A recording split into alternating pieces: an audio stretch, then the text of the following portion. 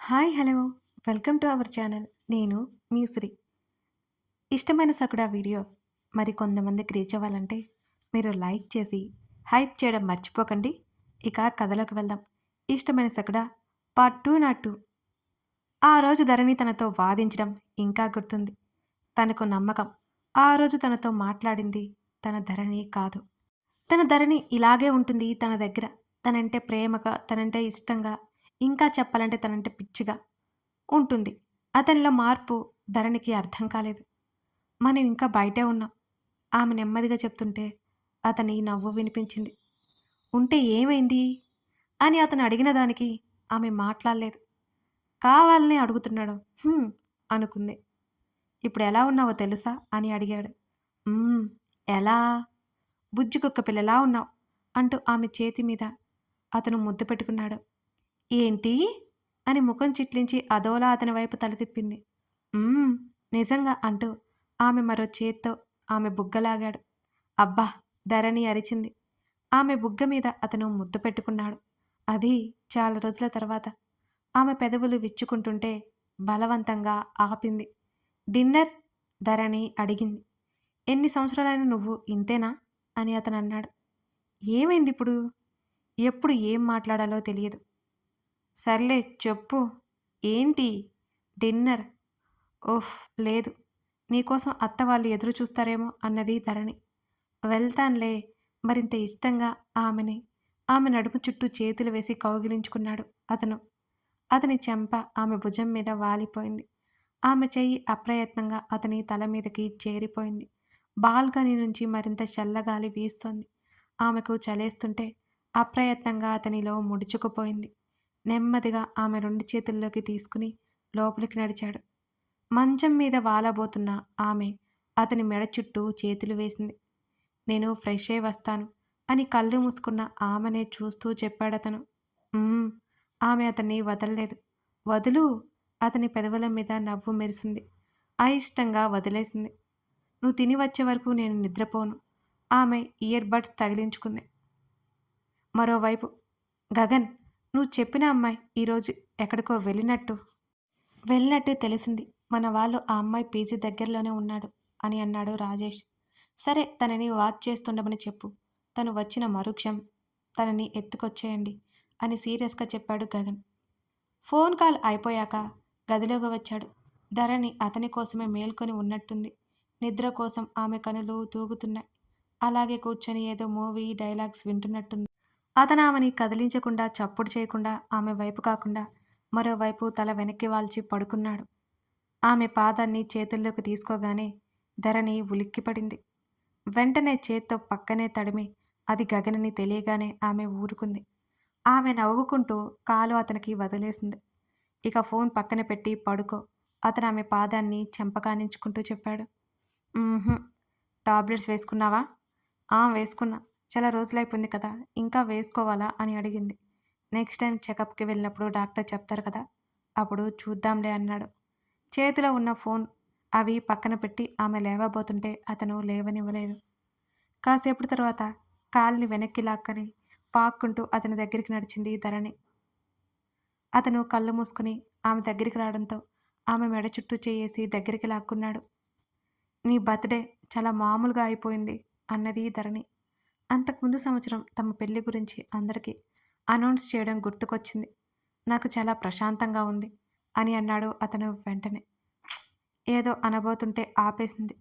మారిన ఆమె ముఖ కవలికలు బట్టి, ఆమె స్వరాన్ని బట్టి ఆమె ఏమి ఫీల్ అవుతుందో అతనికి అర్థమైనట్టుగా, చూడు ధరణి, నీ వల్ల అలా జరిగింది, ఇలా జరిగింది అని ఆలోచించడం మానే అతను సీరియస్గా చెప్పాడు. తను అదే ఆలోచిస్తుంది కాబట్టి ఆమె మౌనంగా ఉండిపోయింది. ఆమె బుగ్గలు వత్తిపట్టి ముఖాన్ని దగ్గరికి లాక్కున్నాడతను. నువ్వు ఈరోజు ఇలా నా కళ్ళ ముందు ఉన్నావు కాబట్టి నేను ప్రశాంతంగా ఉండగలుగుతున్నాను. అర్థమవుతుందా? నువ్వు నా కోసం ఏదైనా చెయ్యాలి అని, చేయలేకపోతున్నానని నువ్వు ఫీల్ అయితే, నువ్వు ఆరోగ్యంగా నా కళ్ళ ముందు ఉండటమే నాకు కావాలి. అర్థమైందా? అతని గొంతు చాలా తీక్షణంగా వచ్చింది. వేద చెప్పిన మాటలకి ఆమెకి గుర్తుకొచ్చాయి. తన చేతిని చుట్టేసింది. అతని బుగ్గ మీద ముద్దు పెట్టుకుని గాఢంగా కౌగిలించుకుంది. నాకు తెలుసు అన్నది ధరణి. ఇప్పుడు ఇలాగే అంటావు, రేపు పొద్దున్న ఏడుస్తావు. నీ గురించి నాకు తెలీదా ఏంటి? ఆమె ఎక్కువ దాన్ని పొడిగించలేదు. నేను హెల్తీగా ఉన్నాను. తెలుస్తోంది బాగా. నిజంగానా? సరే ఒప్పుకుంటాను. ఇక పడుకో. ఇంకేం లేదా? ఇంకేం కావాలి? అతనడిగాడు. మాట్లాడలేదు. ముడుచుకుని పడుకుంది. ఈ బుర్రని కష్టపెట్టకుండా బుద్ధిగా పడుకో. ఆమె పెదాల మీద చిన్నగా ముద్దు పెట్టి దూరం జరిగాడు. ఆమె ఏదో మాట్లాడబోతుంటే, నోరు తెరిచావంటే ముద్దు పెట్టేస్తాను. జాగ్రత్త అని సీరియస్‌గా చెప్పాడు. నేను రెడీ. ధరణి హుషారుగా అనగానే అతను క్షణకాలం విస్తుబోయాడు. అతని పెదవులను దాటుకుని అతని నవ్వు బయటకి దూకేసింది. ఏయ్! మెంటల్! నేను చెప్పేది నీకు వినిపించిందా? అని అడిగాడు. ఆ! ఆమె చెంపలు ఎరిపెక్కాయి. ఓయ్! నిన్నే. నేనింకా ఇంకా మాట్లాడతా. ఆమె ముఖాన్ని మరింత ముందుకు తెచ్చింది. ఆమె బుగ్గ మరోసారి లాగి అతను మళ్ళీ నవ్వాడు. చాలా ముదిరిపోయావు నువ్వు. అతను అపురూపంగా ఆమెనే చూస్తూ అన్నాడు. అతని చెయ్యి ఆమె చెంపని సున్నితంగా తడుముతోంది. తప్పట్లేదు మరింత ముద్దుగా సమాధానం చెప్పింది ధరణి. మరోసారి అతని నవ్వు ఆ గది అంతా మెల్లిమెల్లిగా పరుచుకుని ఆమె మనసుని గిలిగింతలు పెట్టించినట్లే అయింది. బోల్డన్నిసార్లు అతని చేత ముద్దులు పెట్టించుకొని అతని సమక్షంలో మరింత హాయిగా బజ్జుంది ధరణి. ఆమె నిద్రపోయిన కాసేపటికి అతని ఫోన్ రింగ్ అయింది. ఆమె డిస్టర్బ్ అవుతుందని గబుక్కున లేచి అందుకున్నాడు అతను. సౌండ్ రాకుండా ఆఫ్ చేసి స్క్రీన్ మీదకు చూడగా కమల్ నుంచి కాల్. అతను లేచి పక్కకు వచ్చి వెంటనే ఆలస్యం చేయకుండా కాల్ లిఫ్ట్ చేశాడు. చెప్పు కమల్ అని అన్నాడు గగన్. గగన్ అమృత అమృత అతనేదో ఆయాసపడుతూ చెప్పబోతున్నాడు. నువ్వు ఫస్ట్ రిలాక్స్ అవ్వు అని అన్నాడు గగన్. లేదు గగన్, నేను చెప్పేది విను. ఇప్పుడు నేను పని మీద బయట ఉన్నాను. చాలా దూరంగా ఉన్నాను. అమృత ఇంట్లో ఒంటరిగా ఉంది. తను కూడా ఫోన్ లిఫ్ట్ చేయట్లేదు. ఆంటీ కూడా ఉన్నారు. ఆవిడ ఫోన్ లిఫ్ట్ చేయట్లేదు. అమృతకేదో ప్రమాదం అని దీక్ష నాకు మెసేజ్ చేసింది. నువ్వు అర్జెంటుగా ఎవరినైనా పంపించు. నాకు చాలా కంగారుగా ఉంది. నాకు ఉన్నది అమృత ఒక్కటే. నేను అమృతని పోగొట్టుకోలేను అని అతను ఎంతో బేలగా మాట్లాడుతుంటే గగన్కి ఒక్కసారిగా జాలేసింది. నువ్వేం టెన్షన్ పడకు. వేద ఇల్లు మీకు దగ్గరే ఉంటుంది. హర్ష మీకు దగ్గరలోనే ఉంటాడు. వెంటనే అక్కడికి వెళ్తాడు. నేను నీకు మళ్ళీ కాల్ చేస్తానని వెంటనే కాల్ కట్ చేసి హర్షకు డయల్ చేశాడు గగన్. విషయం చెప్పి మరో ఇద్దరిని తీసుకువెళ్ళమని హర్షకు చెప్పడంతో హర్ష సరే అని చెప్పి కాల్ కట్ చేశాడు. హర్ష ఫోన్ కోసం అతను ఎదురు చూస్తూ ఉన్నాడు. ఒకసారి ధరణి కోసం లోపలికొచ్చి చూశాడు. ఆమె గాఢ నిద్రలో ముడుచుకుని పడుకుని ఉంది. ఏసీ టెంపరేచర్ కాస్త పెంచి మెడ వరకు దుప్పటి కప్పి బాల్కనీ డోర్ వారగా వేసి మరీ బాల్కనీలోకి వచ్చేశాడు అతను. అమృత, అల్లుడు గారు వచ్చినట్టున్నారు. ఆమె తల్లి చెప్తుంటే నెమ్మదిగా కళ్ళెత్తింది అమృత. ఆమె టైం చూసింది. ఆమె తల్లితోనే మాట్లాడుతూ నిద్రపోయిందని అర్థమై నెమ్మదిగా హాల్లోకి వచ్చింది. తలుపు తెరవబోతున్న అమృత తలుపు పక్కనే ఉన్న అద్దంలో ఏదో నీడ కనిపించగానే ఆమె ఆగిపోయింది తలుపు తెరవకుండా. గబుక్కున కట్టన్ చాట్ నుంచి బయటకి తొంగి చూసింది. బయట ఎవరో ఇద్దరు వ్యక్తులు చేతుల్లో ఆయుధాలు పట్టుకుని కనిపించారు. అమృత కళ్ళు పెద్దవి చేసి పక్కకు తప్పుకునే లోపు ఆ గ్లాస్ డోర్ నుంచి అమృత వాళ్ళ క్లియర్గా వాళ్ళకి కనిపించింది. ఆమెకి గుండె ఆగినంత పనైంది. శరీరం అంతా చెమటలు పట్టి ఏం చేయాలో పాలుపోలేదు. బయట వాళ్ళు పెద్ద పెద్ద శబ్దాలు చేస్తూ తలుపు తీయమని గొడవ చేస్తున్నారు. తలుపు బద్దలు కొట్టేస్తామని అరుస్తుంటే అమృత గట్టిగా కేకలు వేసింది. ఆమె తల్లి బయటకొచ్చింది. తల్లి కూతురు ఇద్దరు పిక్క చచ్చిపోయారు. వెంటనే ఆ తలుపుకి పెద్ద పెద్ద వస్తువులన్నీ అడ్డు పెట్టసాగారు. గబగబా కిచెన్ దగ్గర బయట ఉన్న డోర్ దగ్గరికి పరిగెత్తింది అమృత. అది లాక్ చేసి ఉండడంతో ఆమె ఊపిరి పీల్చుకుంది. ఆమె గబాలన ఫోన్ తీసుకుని కమల్కి కాల్ చేసింది. వెంటనే తల్లితో పాటు గదిలోకి వెళ్ళిపోయింది. పోలీసులకి కూడా కాల్ చేసింది అమృత. అటు కమల్ కంప్లైంట్ చేసి గగన్ కూడా ఇన్ఫర్మేషన్ ఇచ్చాడు. ఈ టైంలో ఎక్కడికి హర్ష నిద్ర కళ్ళతోనే అతన్ని చూస్తూ అడిగింది వేద. గగన్ కాల్ చేశాడు. హడావుడిగా చెప్పి బెడ్ దిగాడు హర్ష. ఏంటి బర్త్డే పార్టీనా? ఆమె అడుగుతుంటే అవునన్నట్టు తల ఊపి బయటికి పరిగెత్తాడు. ఇడియట్. మెల్లిగా పెదవులు కదిపి మళ్ళీ నిద్రలోకి జారుకుంది వేద. హర్ష లొకేషన్ చూసుకుంటూ కమల్ ఇంటికి చేరాడు. అతనితో పాటు ఇద్దరు సెక్యూరిటీ కూడా ఉన్నారు. హర్ష కారు ఆగగానే ఇద్దరు వ్యక్తులు బైక్ మీద వెళ్ళడం చూశాడు. హర్ష కారు దిగి మిగిలిన వాళ్ళని ఆ ఇద్దరిని ఫాలో అవ్వమని చెప్పి ఇంట్లోకి పరిగెత్తాడు. గుమ్మం బయట పువ్వుల కుండీ పగిలి మొక్కలన్నీ చెల్లాచెదురై ఉన్నాయి. అతనొచ్చేసరికి గుమ్మానికి ఇరువైపులా గోడల మీద గట్టి వస్తువులతో కొట్టినట్టు గుర్తులు పడి ఉన్నాయి. తలుపు మీద కూడా అక్కడక్కడ ఆ గుర్తులు కనిపిస్తూనే ఉన్నాయి. కాలింగ్ బెల్ మోగుతుంటే అమృత, ఆమె తల్లి ఇద్దరూ భయంతో గదిలోనే ముడుచుకుపోయారు. అమ్మూ! ఎవరే వాళ్ళు? అని ఆమె వణికిపోతోంది.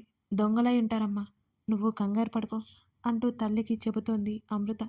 వాళ్ళు దొంగలైతే కాదు అనే విషయం ఆమెకు అర్థమైంది. తనేదో చేయడానికి వచ్చారు. హర్ష ఎంత తలుపు తీద్దామని ప్రయత్నించినా అతని వల్ల కావట్లేదు. ఆ తలుపు తెరుచుకోవట్లేదు. వెంటనే గగన్కి డయల్ చేశాడు. చెప్పరా అని అన్నాడు గగన్ ఆదుర్దాగా. నిజంగా ఇద్దరు వచ్చారు. మన వాళ్ళు వాళ్ళని ఫాలో అవుతున్నారు. నేను ఇక్కడే ఇంటి దగ్గర ఉన్నాను.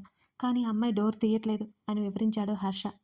నువ్వు వెయిట్ చేయి, నేను తనకి కాల్ చేస్తానంటూ హర్ష కాల్ని హోల్డ్లో పెట్టి అమృతకి కాల్ చేసి విషయం చెప్పాడు గగన్. అమృతకి ప్రాణం తిరిగి వచ్చినట్లయింది గగన్ ఫోన్ కాల్ తర్వాత. మరోసారి చెక్ చేసుకుని బయటికి వెళ్ళి తలుపు తెరిచింది. ఎదురుగా హర్ష ఉన్నాడు. ఆమె ధరణి కోసం హాస్పిటల్కి వెళ్ళినప్పుడు అక్కడ హర్షని చాలాసార్లు చూసింది. గగన్ ఇంట్లో కూడా హర్షని చూడడంతో అమృతకి కాస్త కంగారైతే తగ్గింది. హర్ష లోపలికి అడుగుపెట్టాడు. అమృత, ఆమె తల్లి ఎంత భయపడుతున్నారో అర్థమైంది అతనికి. మీరేం టెన్షన్ పడకండి, వాళ్ళు వెళ్ళిపోయారు అని అన్నాడు హర్ష. అమృత తల ఊపి అతనికి కూర్చోమన్నట్టు చూపించింది. హర్ష అక్కడే కూర్చుని వాళ్ళతో మాట్లాడాడు. గగన్ కూడా కాల్ చేసి మాట్లాడాడు. మరో 2 గంటల తర్వాత కమల్ వచ్చాడు. జాగ్రత్తలు చెప్పి హర్ష ఇంటికి బయలుదేరాడు. వచ్చి రాగానే అతనికి అతుక్కుపోయింది అమృత. ఆమెలో దాచుకున్న భయం, కంగారు ఒక్కసారిగా బయటికి వరదలా పొంగే. అమ్ము ప్లీజ్ ఏడవకు, ఆమె తల్లిని హృదయానికి హత్తుకుంటూ అతను నెమ్మదిగా అన్నాడు. కొంచెం ఉంటే తలుపు తెరిచేదాన్ని కమల్. నాతో పాటు మా అమ్మని కూడా బలి తీసుకునేవాళ్ళు వాళ్ళు, అమృత ఏడుపు మధ్యలోనే చెప్పింది. కమల్ ఏం చెప్పలేకపోయాడు అమృతకి. నెక్స్ట్ టైం ఇలా జరగకుండా నేను చూసుకుంటాను. ఐఎమ్ సారీ అమ్మో, ఐఎమ్ సారీ అని అతను ఉద్వేగంగా అన్నాడు. తన్ని తాను సముదాయించుకోవడానికి అన్నట్టు ప్రయత్నం చేస్తోంది అమృత. కథ కొనసాగుతోంది. ఇలా గగన్ స్పాంటేనియస్గా రియాక్ట్ అయ్యి అమృతని సేవ్ చేశాడు కదా హర్ష ద్వారా. అయితే ఈ ప్రమాదం తలపెట్టడానికి కారణం ఎవరు, ఇంకా అసలు దీని వెనుక ఎవరున్నారు? గగన్, హర్ష, కమల్ తెలుసుకుంటారా? కథ నచ్చితే లైక్ చేసి కామెంట్ చేయడం మర్చిపోకండి. మీకెంతో ఇష్టమైన స్టోరీ మీ లైక్స్ మీ కామెంట్స్తో నిండిపోవాలి మరి. Thank you.